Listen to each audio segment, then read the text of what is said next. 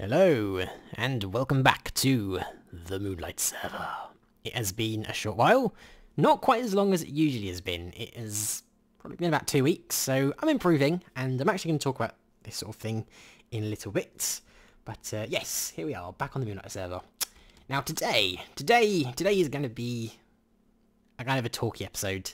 And I say that like I've ever done a talky episode, but there you have it. I'm going to be talking about stuff because I actually have some things to talk about.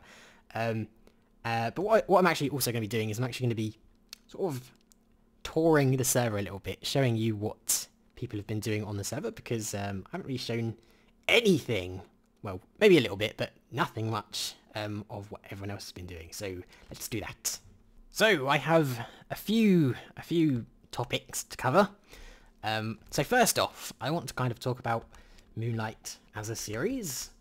I also would like to kind of discuss channel stuff and everything, and I'd also like to talk about the closed map experiment and kind of what's been going on there, what happened to that, and all that good stuff. So the first place we are going to be visiting is Mr. Zedif. Now I've never actually been here in person, but I recall his portal was dangling above lava, and this kind of fits that bill, so let's head on in.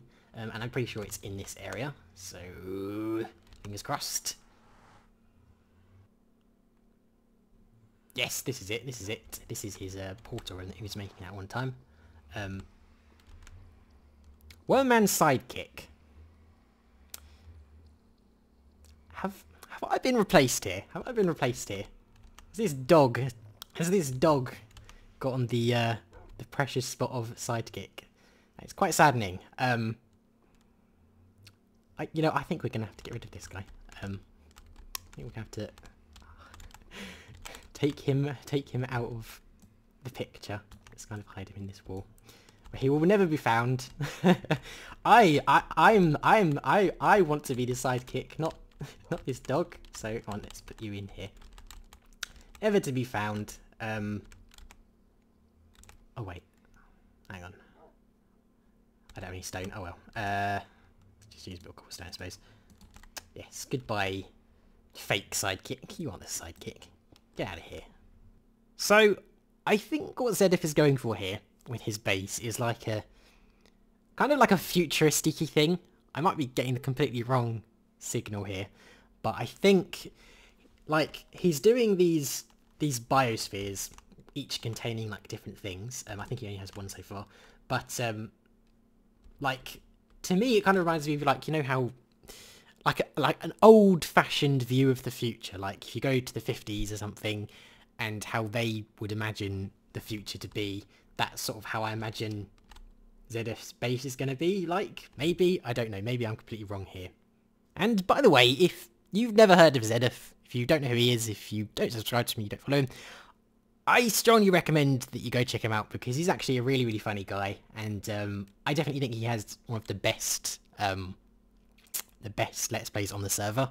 So yes, go check him out. I will put like a blip on the screen. You click that, you go subscribe to him, you go watch his videos, and we shall all be happy. So this kind of leads into my first topic, and that is Moonlight as a series. I'd like to know what you think of Moonlight, my perspective of Moonlight thus far. What you think of it. I want you to be honest, genuine, don't sugarcoat it, just lay it out flat. Because personally, I am not really particularly happy with it thus far. And there are various reasons for that. So I think a lot of people consider the Let's Play as kind of a series to tide people over. So whilst you're doing your regular videos, the Let's Play is kind of there. It's easy to produce, so you can kind of make a lot of them and to sort of like satisfy your subscribers, satisfy your followers whilst you're creating your regular content.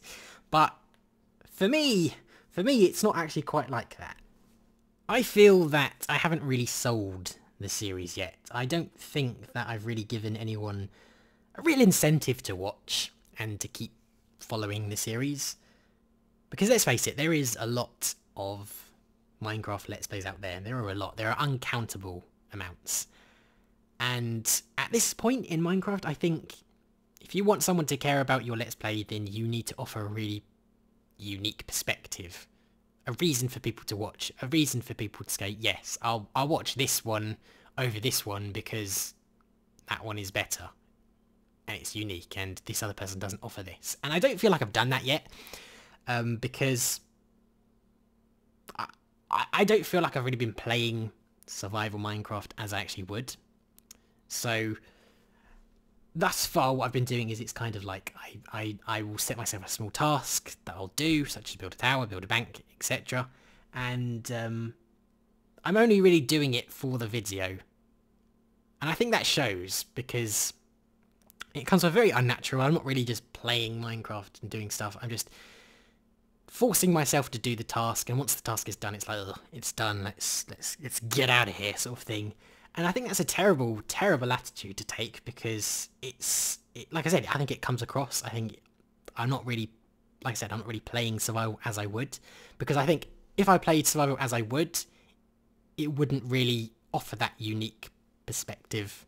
It wouldn't offer something new or anything, because I don't play particularly interesting in survival. I just play as anyone would really, just, you know, build a house, explore and stuff, and that's not really a good enough reason. That's not really a good enough video.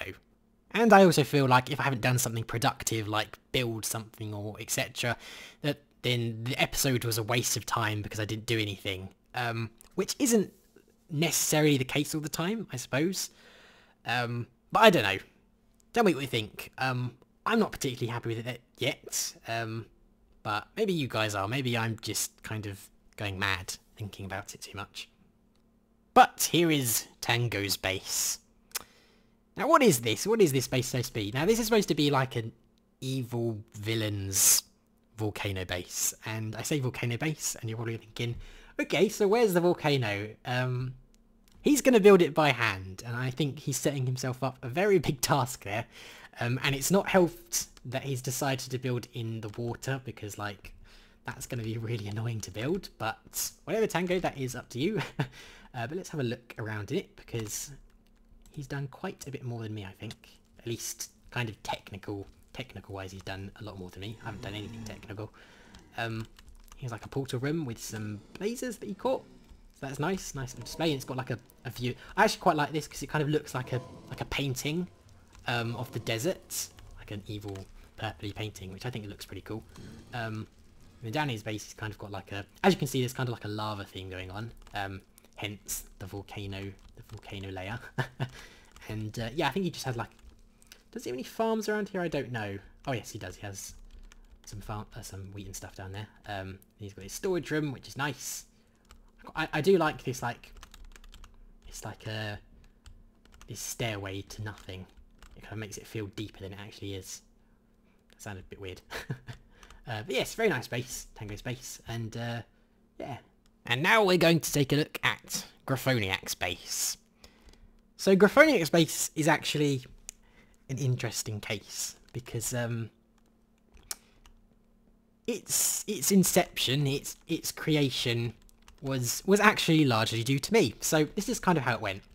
So I joined the server, and I was talking to people, and then Graph came up to me and said, "Oh, hey Sarc, what are you going to be doing? What are you going to be doing for a base?" And I said, "Well, I'm going to be doing like a magical forest. I'm going to do like an evil magical forest in a roofed forest, because I think they look pretty magical."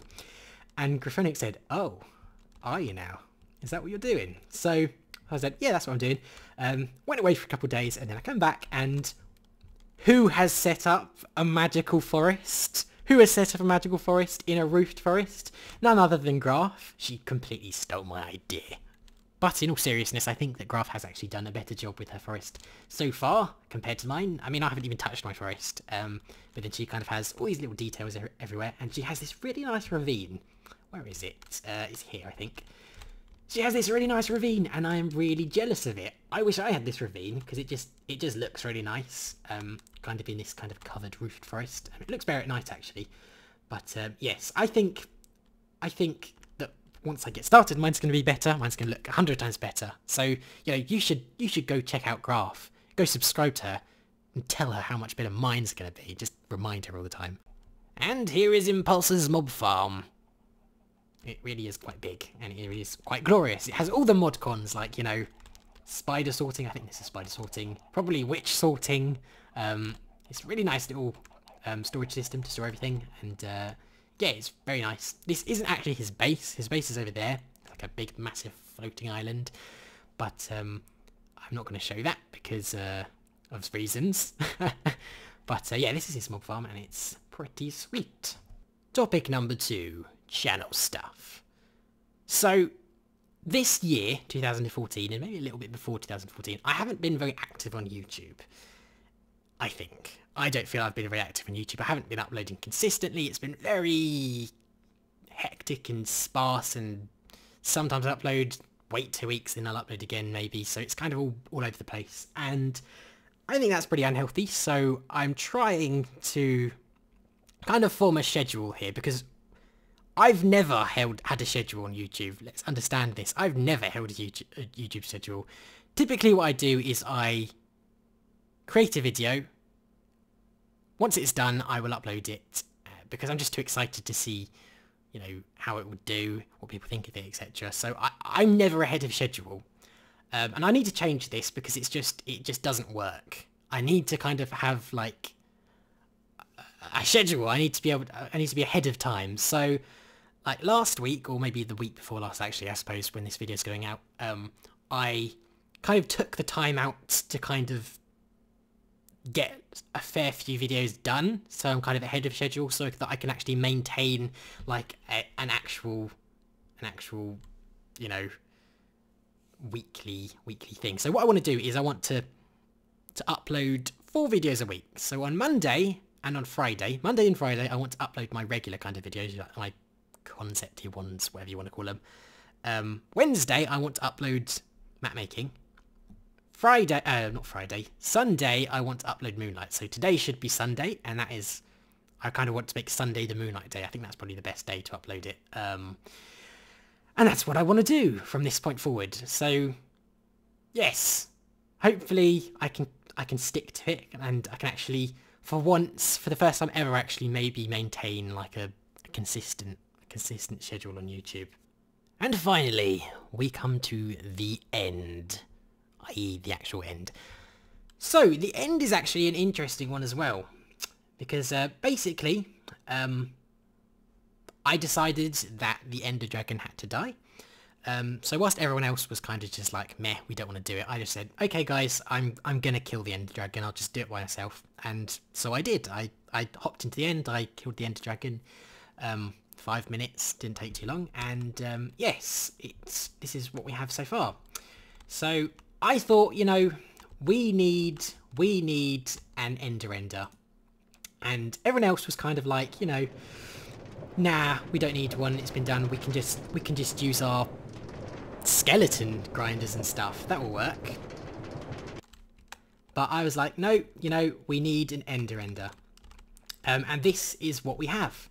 This was created all by me. I basically just sort of took maybe a couple hours out and did it. They all kind of watched, but they didn't really help out, which I thought was quite sad, really. But yeah, this is what I've built. It was all my doing. I did everything here. No, I didn't do anything here. I basically just I hopped on one morning, and I found that everyone was working on the on this Ender farm, and they're like, oh yeah, come on, join in, and I kind of stood here and watched them do it and didn't help whatsoever. So that was fun. But yeah, this is the Ender. It uses like Endermites. I haven't actually looked up there, but I think there's like an Endermite luring all the Endermen in, so it's just really fast. And then there's like a little TNT setup thing to kind of instantly get all of that XP, so that's really cool. I think I'm allowed to say this actually, but what we plan to do in the end is we kind of have an idea to create like not a carnival, but like a theme park on the moon, or in the end. So a carnival. Was it a carnival or a theme park? I think it was a theme park, people were saying. And I don't really want to show this actually, because there's some stuff there that I haven't seen before. What's that over there? And I don't know if people don't want that shown, but I'll try to not look at it, so kind of sidestep here. yes, this is the end. Not too much has been done in it on the carnival thing, but yes, it's what we plan to do. Topic number 3, the closed map experiment. Now I could go on about this all day if I could. There is so much to say. I'll try to kind of keep it short though, because this video is getting a little bit too long for my liking. What happened with the closed map experiment? What's going on there? I didn't really give too much information. It kind of started and then nothing was heard of again. So let me explain kind of what went down here. So first off, the closed map experiment wasn't my idea actually. It was something that's been done many times before in the past, many years ago. And when I first saw it, I always thought, that looks like a really cool idea. I wish I could have, played in one of these or contributed towards one. So I've kind of always sort of had it in the back of my mind thinking, oh, I'd like to do that sort of thing at one point. And so the other month, like last month, maybe 6 weeks ago or something, I actually had the opportunity to do it. I had a server to kind of use that could probably host a fair few amount of people. And as soon as I got my hands on the server, I was kind of like, yeah, let's just do it right now. Let's just do it now. Which was a terrible idea. This was the kind of like beginning of the disaster. Now I said disaster. It wasn't a disaster. But for me, it was a failure. But I think to the people who played in it, it wasn't. I think people generally enjoyed it, but myself, I think it was a failure. So, yes, okay, so there was loads of problems. There were so many problems with it. So first off, there was no planning to it. Like I just said, as soon as I had the server, I just went, let's do this. And that was a big problem. So what I did was I made the announcement video 6 weeks ago or something, and I said, if you're interested in this, you need to sign up here. I gave a link to like a form to kind of sign up to apply to the server, because I had to whitelist it because I couldn't possibly hold everyone. And I was expecting, maybe a couple hundred people might be interested. But I was really, really wrong. I was being naive here, because it had so much more interest than I could possibly have expected. Within an hour or an hour and a half, I had 1,000 applicants, okay? There were 1,000 people who went through the form and actually signed up for it. And at that point I was thinking, oh, god damn, what have I done here? So as soon as it reached 1,000, I actually closed it. So after an hour and a half, in like the prime viewing of the video period, I had 1,000 people signed up. So I had to close it. I had to pause the form. I had to close the form temporarily to kind of get through them. And I thought, once I've got through these, I'm going to open it up again. So about maybe the next morning or something, when I've actually got through them, I opened it up again, and I was thinking, well, the interest has pretty died down now. But after the course of 24 hours, it got to 2,500. So 2,500 applicants, even after I'd closed off in the prime time, even after I'd closed the form in the prime time. And in total, I think the actual link that I provided had something like 7,500 clicks in like 24 hours or something, which was just ridiculous. It was like way more than I was actually expecting, and it completely kind of I completely underestimated it, basically. So I wanted about 100 players. I wanted 100 active players on the server. I wanted to be able to log on and see that there are 100 people on.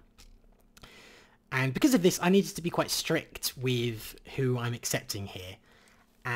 Because 2,500 people, that's about 1 in 20. 1 in 25 people would be accepted, basically. So I need to be quite strict there. Now, I didn't want to let, anyone on. I didn't want to let immaturity to get on. I didn't want, unreasonable people to get on. So to try to avoid having these people get on, I asked questions like, how would you react in this situation? What are your plans for the server and stuff? And depending on their answer, I would either accept or reject them. Now, the problem with this was it kind of led to too open of an answer. I ended up getting like paragraphs of what they plan to do and what kind of person they are. And because of this, I couldn't really read them properly. I couldn't really get a good insight into their personality. So what ended up happening was I accepted people, but a lot of them, because I wasn't reading the things properly, I let people on that I probably wouldn't have wanted to get on. Now, there weren't too many of these people, but they did slip through the cracks, and it just showed that the whole form thing was kind of a waste of time. Another problem was that I didn't actually end up allowing enough people on. I only added about 100 people to the waitlist, which is silly, because 100 people, even if I accept 100 people, only a percentage of those are actually going to receive the acceptance email or whatever. And of those percentage, only another percentage are going to be there on the first day, and of a percentage of those, only some people are actually going to stick around. So I didn't accept enough people. There weren't enough people. I didn't accept enough people, and that was kind of a flaw on my part. Now, once it had actually started, a problem became quite apparent, and that problem was that there was no planning. Like I said, there was no planning, but this was a big issue. Because like I said, what I wanted to do was to record update videos of it, sort of show what's going on in the server. And I couldn't do these because I hadn't really planned on exactly how I wanted to structure it and what sort of things I wanted to show and how to basically just approach the videos. And because of that, I just ended up not doing it. And because I ended up not doing it, the interest started to fade, because people were asking, like, when do you plan to make videos, and and then because I wasn't doing any videos, it's kind of like, let's kind of not bother with the experiment then, and the interest just died. So after about 2 weeks, the interest was kind of at maybe like 5 people playing, and that was just not what I wanted at all. And there were, lots of little inner problems on my end that I really don't have time to talk about. There's just so much to talk about, but I just can't really say all of it. But that was kind of like the main issue. Poor planning. Poor planning was probably the biggest issue of it all. But even though I consider that to have been a failure, I also think it was a learning experience, on how not to do it. That you do need to do this and that, and you can't take it for granted. So I definitely am interested in actually trying the closed map experiment again, but I would like to do it properly and give it more planning and stuff. So look out for videos. I might make a video sometime soon about that with more details and stuff. And this marks the end of this episode. It has gotten way too long. It's like twice the length of my usual Moonlight videos. But yes, I hope you enjoyed. I know I didn't really do anything. I was just kind of chatting about things, but chatting sometimes important. I hope you enjoyed. I will see you next time. Goodbye.